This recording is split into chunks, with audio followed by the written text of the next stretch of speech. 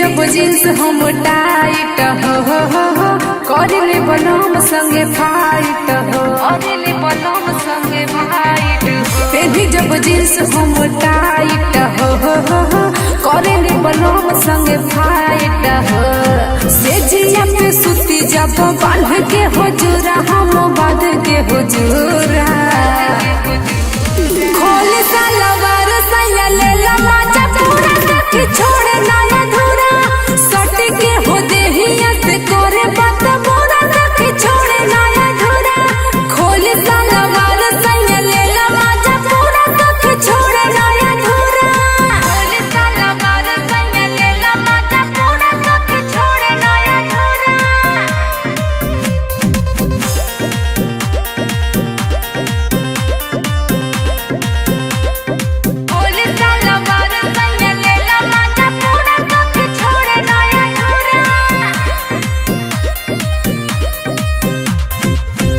जब पे ढीला सड़िया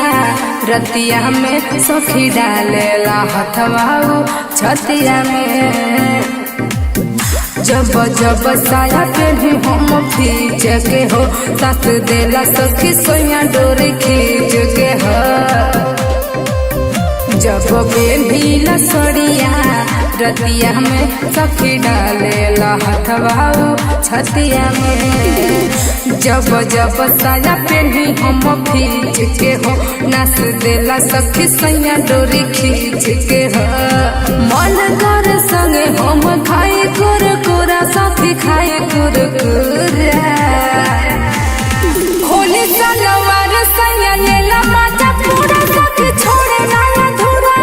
सट के हो देहिया से करे बात पूरा सखी छोड़े ना अधूरा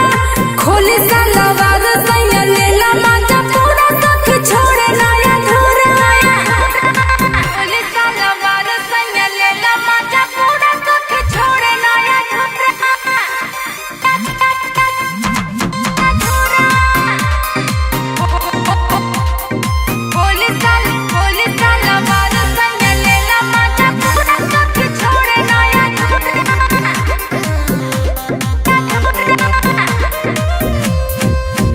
पूरा नाइट उठाई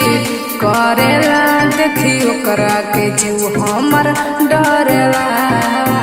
पूरा देहिया के धके उमड़ोड़ देला हो रात भर सखी देह हमर तोड़ देला हो का बताई पूरा नाइट उठाई करेला देखी ओकरा के जीव हमर डरेला पूरा देहिया के धके उमड़ोड़ देला हो भर रात सखी देह हमर तोड़ देला हो जब मजा मिले तब भोकेला कुकुरा सखी भोकेला कुकुरा खोली सलवार सैया लेला माचा पूरा सखी छोड़े ना अधूरा सट के हो देहिया से करे बात पूरा सखी छोड़े ना अधूरा खोली सलवार सैया लेला माचा पूरा सखी छोड़े ना अधूरा अरे का बताई हो।